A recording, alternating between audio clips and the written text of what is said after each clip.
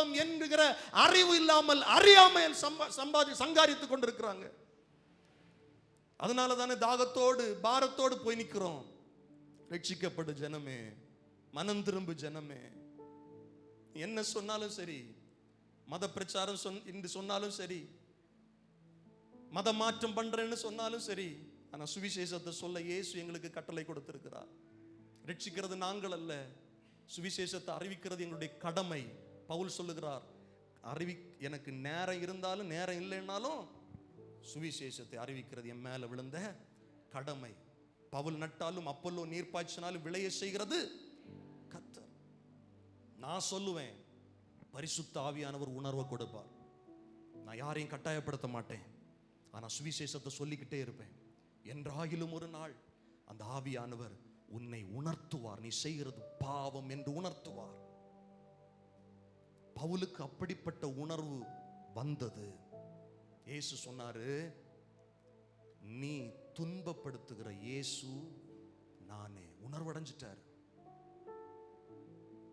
பவுல் சொல்லும்போது அழகான வார்த்தையை சொல்லுவார் பாருங்க. என்கிட்ட நான் நியாயப்பிரமாணத்தின்படி எவனாவது ஒரு மனுஷன் என்கிட்ட குற்றம் சாட்ட முடியுமா? முடியாது. நான் அவ்வளவு பெர்ஃபெக்டா கடைபிடிச்சிட்டே வரேன். ஆனா பவுல் இன்னொரு இடத்துல எழுதும் போது சொல்றார், பாவிகளிலும் பிரதான. எப்படி இந்த உணர்வு வந்துருச்சு? பரிசுத்த ஆவியானவர் ஒரு மனுஷனை சொல்றாரு, நீ எவ்வளவுதான் முயற்சி செஞ்சாலும் அந்த இயேசுவுக்கு நிகரான பரிசுத்தத்துல உன்னால தொட முடியாது. பாவிகளில் பிரதான பாவி நான். இயேசு வருகிறதற்கு முன்னால நான் பெர்ஃபெக்ட் நினைச்சான். இயேசு உணர்வை கொடுத்தார், நீ துன்பப்படுத்துகிற இயேசு நான். ஹல்லேலூயா, ஹல்லேலூயா. யோவான் 3:21 கர்த்தர் சொல்லுகிறார், சத்தியத்தின்படி செய்கிறவனோ தன் கிரியைகள் தேவனுக்குள்ளாய் செய்கிறதென்று வெளியாகும்படி ஒளியிடத்திற்கு வருகிறான். அப்ப ஆவியானவருக்கு இடம் கொடுப்பது நம்முடைய ரட்சிப்பு பூரணம் அடைய ரொம்ப உதவியா இருக்கும். இன்னும் யோவான் 5வது அதிகாரத்தில் கர்த்தர் சொல்றாரு, அப்படி இருந்தும் உங்களுக்கு, யோவான் 5:40 43 வரை, அப்படி இருந்தும் உங்களுக்கு ஜீவன் உண்டாகும்படி என்னிடத்தில் வர உங்களுக்கு மனதில்லை. நான் மனுஷரால் மகிமை ஏற்றுக்கொள்ளுகிறதும் இல்லை. உங்களில் தேவ அன்பு இல்லை என்று உங்களை அறிந்திருக்கிறேன். நான் என் பிதாவின் நாமத்தினாலே வந்திருந்தும் நீங்கள் என்னை ஏற்றுக்கொள்ளவில்லை. வேறொருவன் தன் சுய நாமத்தினாலே வந்தால் அவனை ஏற்றுக்கொள்ளு. எவ்வளவு ஆண்டவர் பேசுறாரு பாருங்க. நான் சுயமா வரல, என்னை பிதா அனுப்பி இருக்கிறார், அவருடைய நாமத்தினால வந்திருக்கிறேன், அதனால நீங்க என்ன பண்ணல? ஏற்றுக்கொள்ளல. உலகத்திட்ட பேசுறாரு, ஜனங்க இடத்துல பேசுறாரு, ஏற்றுக்கொள்ளாத அவிசுவாசி இடத்துல பேசுறாரு. ஒருத்தன் நான் தான் அவன், நான் பெரியவன், நான் தான் எல்லாம் செய்யறேன், என்னை இயக்குவது இன்னொரு சக்தி இல்ல, நான் நினைக்கிறத சொந்தத்தில் எடுத்து பேசுறேன்னு பிசாசு வந்து நின்னா அவனை நீங்க என்ன பண்றீங்க? ஏற்றுக்கொள்றீங்க. ஏன்னா கடைசி காலத்துல யூதர்கள் அந்தி கிறிஸ்துவை ஏற்றுக்கொள்வார்கள். உபத்திரவ காலத்தின் தொடக்கத்துல யூதர்கள் அந்தி கிறிஸ்துவ இவர்தான் நம்மை ரட்சிப்பார் என்று ஏற்றுக்கொள்வார்கள். ஆனா அவருடைய செய்கைகள் போக போக அவர்கள் புரிந்து கொள்ளுகிறதுனால தான் கடைசியில இயேசுவை பார்த்து துக்கித்து புலம்புவார்கள். ஐயோ, கவனிக்கிறீங்களா? ஒரு மனுஷன் இயேசுவை ஏற்றுக்கொள்ளாம இருந்தா அவன் ஏற்கனவே யாரையோ ஒருத்தனை ஏற்றுக்கொண்டாயிற்று என்ற அர்த்தம். அவனுக்குள்ள இருள் வந்துவிட்டது என்ற அர்த்தம். நீங்க சிலர் இடத்துல எல்லாம் சுவிசேஷத்தையும் கர்த்தரை பத்தி பேசினா அவங்க பிடிச்ச புடியிலே நிற்பாங்க. பார்த்துருக்கிறீங்களா?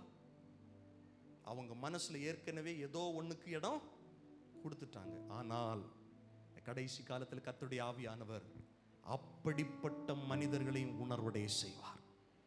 ஹல்லேலூயா, ஹல்லேலூயா, ஆமென்.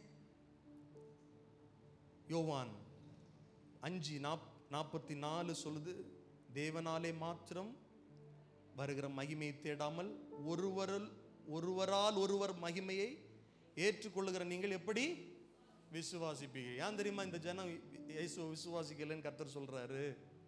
நீங்க மனுஷன் புகழணும்னு நினைக்கிறீங்க, மனுஷரால் உண்டாகிற மகிமையை ஏற்றுக்கொள்றீங்க. என்ன கர்த்தர் மகிமைப்படுத்தணும், மகிமை அடைய செய்யணும், ஆண்டுடைய நாம மகிமைப்படணும், தேவன் என்னை நீதிமான் என்றும் பரிசுத்தவான் என்றும் கனப்படுத்தணும் நீங்க நம்பல, விரும்பல. உலகம் என்ன சொல்லணும், இவர் பரிசுத்தவான், உலகம் சொல்லணும் இவர் நல்லவர், உலகம் சொல்லணும் இவர் வல்லவர். அதை நீங்க நம்புறதுனால, அதை நீங்க நாடுறதுனால என்னை ஏற்றுக்கொள்ளல. இன்னைக்கு யோசிச்சு பாருங்க, பெரிய பெரிய பதவிகளிலும் பெரிய பெரிய உயர்ந்த ஸ்தானங்களில் இருக்கிற ஜனங்களிடத்துல ஈஸியா சுவிசேஷத்தை சொல்ல முடியாது. அவங்க என்ன நினைப்பாங்க தெரியுமா, 4 பேர் அவங்க போனா கும்பிடணும், 4 பேர் சொல்லணும் இவர் பாரு நல்லா பண்றாருன்னு சொல்லணும். அவங்களுக்கு அது போதும். தேவனை பற்றி அறிவே இல்லை, அது அவங்களுக்கு தேவையில்லைன்னு நினைக்கிறாங்க. அவர்கள் பாவம் செய்து கொண்டிருக்கிறார்கள் என்று அவர்களுக்கு தெரியல. அப்படிப்பட்டவர்களை இந்த கடைசி காலத்துல பரிசுத்த ஆவியானவர் உணர்வடைய செய்கிறார். கரம் உயர்த்துற அல்லேலூயா சொல்லுங்கள். நீங்க வீட்டில் போய் யோவான் 8வது அதிகாரம் 42 47 வரைக்கும் வாசிச்சு பாருங்க. அதுல ஒரு வசனத்தை மட்டும் வாசிக்கிறேன். 46வது வசனம், என்னிடத்தில் பாவம் உண்டென்று உங்களில் யார் என்னை குற்றப்படுத்தக்கூடும், நான் சத்தியத்தை சொல்லி இருக்க நீங்கள் என்னை விசுவாசிக்கவில்லை. அதுக்கு முந்தின வசனங்களை சொல்லுவார் பிசாசை குறித்து. அவன் சொந்தத்தில் எடுத்து பேசுறான், அவன் போய் பேசுறவனா இருக்கிறான். நான் சத்தியத்தை பேசுறேன், என்ன நீங்க விசுவாசிக்கல. இன்னும் யோவான் 8வது அதிகாரம், இதெல்லாம் நீங்க வீட்டில் போய் படிச்சு பாருங்க. 23 24 அது முக்கியமான வசனங்கிறதுனால நான் வாசிச்சு விட்டுறேன். அவர் அவர்களை நோக்கி, நீங்கள் தாழ்விலிருந்து உண்டானவர்கள், நான் உயர்விலிருந்து, நீங்கள் இந்த உலகத்திலிருந்து, நான் இந்த உலகத்திலிருந்து உண்டானவன் அல்ல, ஆகையால் நீங்கள் உங்கள் பாவங்களில் சாவீர்கள். ஆண்டவர் விசுவாசிக்கல. அவங்க உங்க பாவத்திலே சாவ. நீ அப்படின்னா ஆதாம் மூலமாய் வந்த பாவத்திலே நீ செத்து போற. உனக்கு ஒரு மீட்பை வழங்கும்படி நான் வந்திருக்கிறேன். உலகத்திலிருந்து உண்டானவன் அல்ல நான், பூமியிலிருந்து உண்டானவன் அல்ல நான், தாழ்விடங்களிலிருந்து உண்டானவன் அல்ல நான். நான் உயர்வான ஸ்தலத்திலிருந்து, உன்னதத்திலிருந்து இறங்கி வந்திருக்கிறேன். வானத்திலிருந்து இறங்கி வந்த ஜீவ அப்பம் நானே. அந்த நானே வழியும் சத்தியமும் ஜீவனுமா இருக்கிறேன். இதை பல முறை கர்த்தர் விளக்கினார். ஆனா அவிசுவாசிகள், விசுவாசியாதவர்களை குறித்து கர்த்தர் என்ன சொல்றாருன்னா, நீங்க இந்த பாவத்திலேயே சாக போறீங்க. பாவத்தின் சம்பளம் என்னது? மரணம். நீ செஞ்ச பாவத்தின் சம்பளத்தை நான் ஏற்றுக்கொள்ளுகிறேன், நீ என்ன நம்பினா போதும். அந்த உணர்வு இன்னைக்கு வரல நிறைய பேருக்கு. பரிசுத்த ஆவியானவருக்கு இடம் கொடுக்கல. இல்ல, எனக்கு அன்பான கர்த்தருடைய பிள்ளைகளே, நமக்கு ஒரு பாரம் வரட்டும் நம்முடைய தேசத்தின் மேல, நம்முடைய மக்கள் மேல.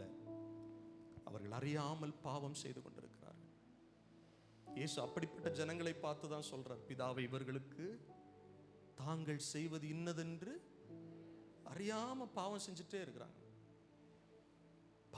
இருக்கிறாங்க. எவ்வளவோ வார்த்தைகள் அவங்க கூட இருக்கும்போது நான் பேசினேன், என்னை வெளிப்படுத்தினேன், அறியாம பாவம் செஞ்சுக்கிட்டே இருக்கிறாங்க. அல்லேலூயா. யோவான் 15வது அதிகாரம் அவருடைய 22 வாசிக்கிறேன். நான் வந்து அவர்களிடத்தில் பேசாதிருந்தேனானால் அவர்களுக்கு பாவம். இந்த வசனம் ரொம்ப முக்கியம், பாருங்க, கவனிங்க, எல்லாரும் எடுங்க. யோவான் 15:22, நான் வந்து அவர்களிடத்தில் பேசாதிருந்தேனானால் அவர்களுக்கு என்ன இராது? பாவம் இராது. இப்பொழுதோ தங்கள் பாவத்தை குறித்து போக்கு சொல்ல அவர்களுக்கு இடமில்லை.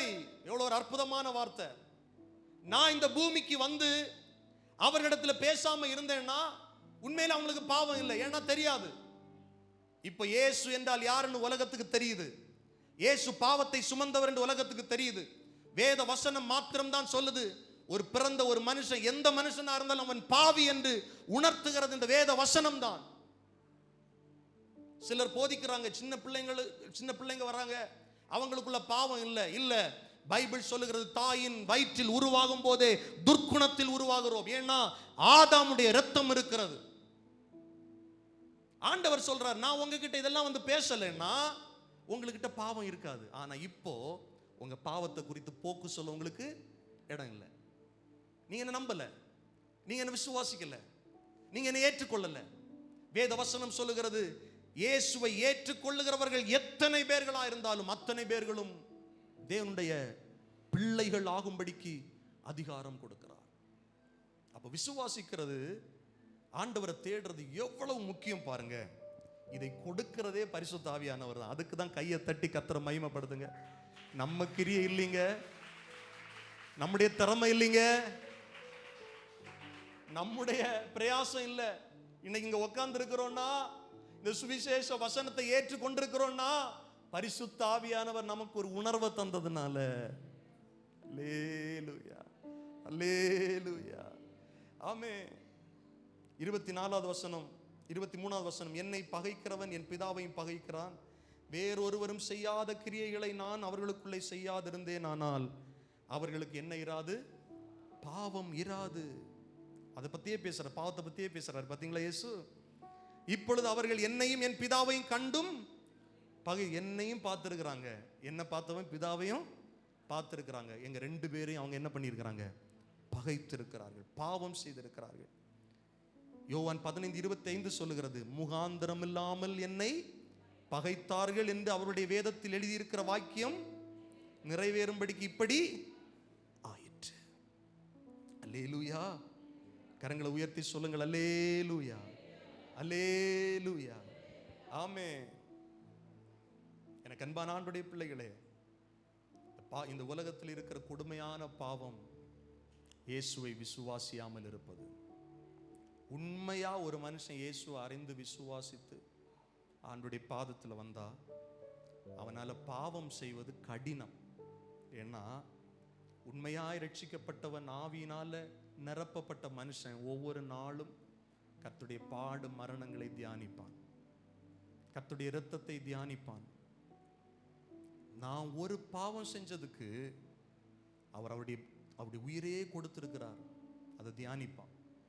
ஈஸியா திரும்ப அவனால பாவத்தில் விழ முடியாது. கிருபை அவனை சூழ்ந்து கொள்ளும். எனக்கு அன்பான ஆண்டுடைய பிள்ளைகளே, இன்றைக்கும் நம்ம வாழ்க்கையிலையும் ஒவ்வொரு நாள் எது சரி எது தவறு என்று உணர்த்தி கொண்டிருப்பது யார் தெரியுமா? பரிசுத்த ஆவியானவர். அல்லேலூயா. நமக்கும் உணர்த்துறார், வழி இது, இதுல நட, இதை செய், இதை செய்யாத, நீ போகிறது சரியில்லை. ஆவியானவர் பைபிள் என்ன சொல்லுதுன்னா, நீங்கள் உள்ள அந்த ஆவியான